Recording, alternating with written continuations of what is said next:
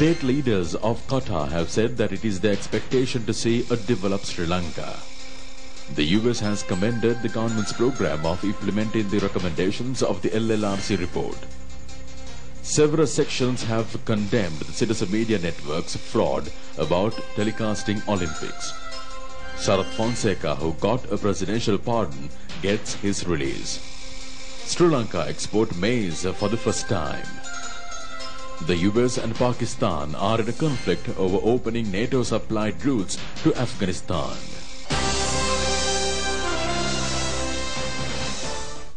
Moving on to those and other stories in detail now. The state leaders of Qatar have said that it is their expectation to see Sri Lanka becoming a rapidly developing country. This has been stated by the Emir of Qatar, Sheikh Hamad bin Al Thani, and the Prime Minister of Qatar, Hamad bin Jassim bin Jabbar Al Thani, when they held discussions with President Mahinda Rajapaksa yesterday. This is a report filed by Rupavahini's special correspondent, Mohan Karunaratne. The President undertook the visit to Qatar on an invitation to attend the 12th Doha Economic Summit on Middle East economic progress. The bilateral discussions held with the Emir of Qatar and the Prime Minister of Qatar were very cordial and friendly. The Emir of Qatar said that the President's official visit to Qatar is a great honor for their nation. He has cancelled a scheduled foreign trip in honor of the Sri Lankan President. Qatar has focused great attention on Sri Lankan development projects.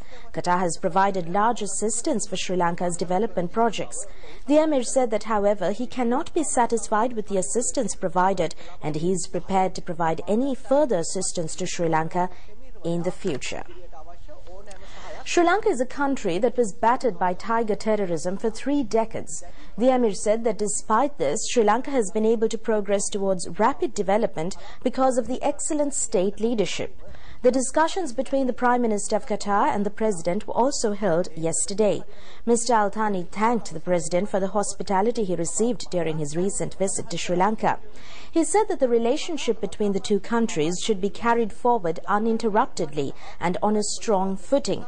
The Qatari Prime Minister also said that Qatar is eagerly watching the development process of Sri Lanka. At the UN Human Rights Council sessions in Geneva, Qatar stood for Sri Lanka. The President said that for this bold step taken, the people and the government of Sri Lanka extend their gratitude to Qatar.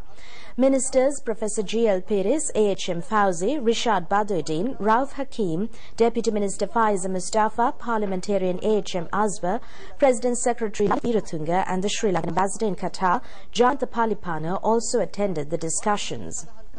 The President and Sri Lankan delegation inspected the Qatar Sports Academy. It has been established in a land area of 800 acres. It contains 15 football grounds, a fully equipped stadium and a training centre. It is especially significant that this academy has been built within a period of 2 years.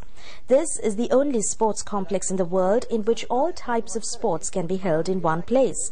It contains modern facilities to develop sports from a young age. It is believed that the world's best sports personalities will emerge from Qatar in the future. The director of the academy presented a memorabilia to the President. The President and the Sri Lankan delegation also inspected the Islamic Museum in Corniche. This museum, constructed in accordance with ancient Islamic architecture, is the only museum in Qatar. The museum contains Islamic artifacts and books belonging to various eras and artifacts belonging to the colonial period. It is also especially significant that this museum has been constructed on a land reclaimed from the sea. And in other stories, America has commended the government's program of implementing the recommendations of the Lessons Learned and the Reconciliation Commission. This was stated by the U.S. Secretary of State Hillary Clinton in a special discussion held with the Minister of External Affairs, Professor G.L. Pires. Several important recommendations for national reconciliation are included in the report of the LLRC. Clinton has said that the steps being taken by the Sri Lankan government for implementing these recommendations are commendable. The discussions between Mrs. Clinton and Minister Professor Pires were held at the State Department in Washington. During the 45-minute discussion, both parties focused attention on several bilateral issues. The U.S. Secretary of State also expressed appreciation about successfully defeating the LTT terrorism that prevailed in the island nation. It is the objective of the government to provide a positive future for all communities living in Sri Lanka.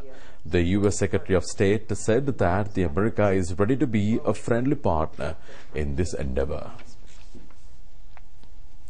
Meanwhile, the false propaganda being carried out by the Sirasa Media Network that they will be telecasting the Olympic Festival has been severely criticized by people's representatives. They have pointed out that it is a mean act of the Sirasa Media personnel to use sports personalities as well as politicians for their false propaganda.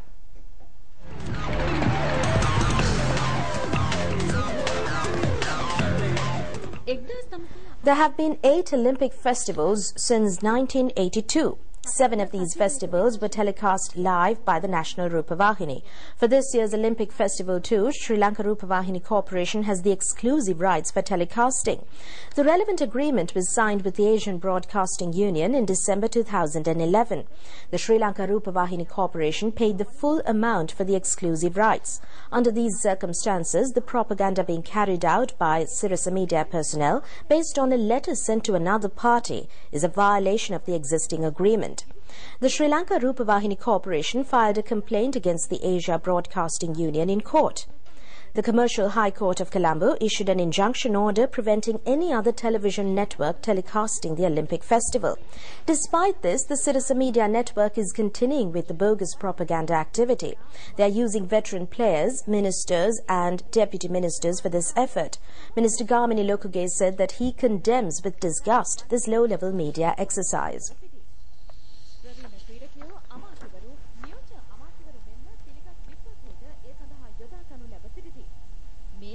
Minister Gamini Lokuge said that recently people from the Sirasa Media Network met with him and said that their media channel has got the telecasting rights for the Olympics. However, he came to know later that the telecasting rights have been received not by the Sirasa Network but by the Sri Lanka Rupavahini Corporation. He said that he is happy about it because the Sri Lanka Rupavahini Corporation is the largest media network connected to the government. He said by these rights received by the Sri Lanka Rupavahini Corporation, people of Sri Lanka will be able to view the Olympics on the national channel. For the first time, 10,000 metric tons of maize will be exported from Sri Lanka. The Minister of Agriculture, Mahinda Abebewardena, said that 5,000 metric tons each to Taiwan and Canada will be exported tomorrow at the price of $338 USD per metric ton. It is expected to earn more than $300 million USD from maize from this year alone. Among the local food cultivations, maize cultivation comes second only to paddy cultivation. Maize is widely cultivated in the Uva and North Central provinces. It also includes in the program of agri-products cultivation. Earlier, Sri Lanka cultivated only 25% of its maize requirement. At present, it has exceeded 100%, resulting in an excess production. Even the 80,000 metric tons required for the manufacture of 3-posha is also cultivated locally now. In the 2011-2012 Maha season, 777,718 hectares were cultivated with maize. The harvest amounted to 2,857 metric tons. The Minister of Agriculture also informed, addressing a media conference at the Information Department this morning, that 20,000 metric tons of red rice will be exported to South Africa this year. Former Army Commander Sarath Fonseca, who received a presidential pardon, left the prisons this afternoon and went home.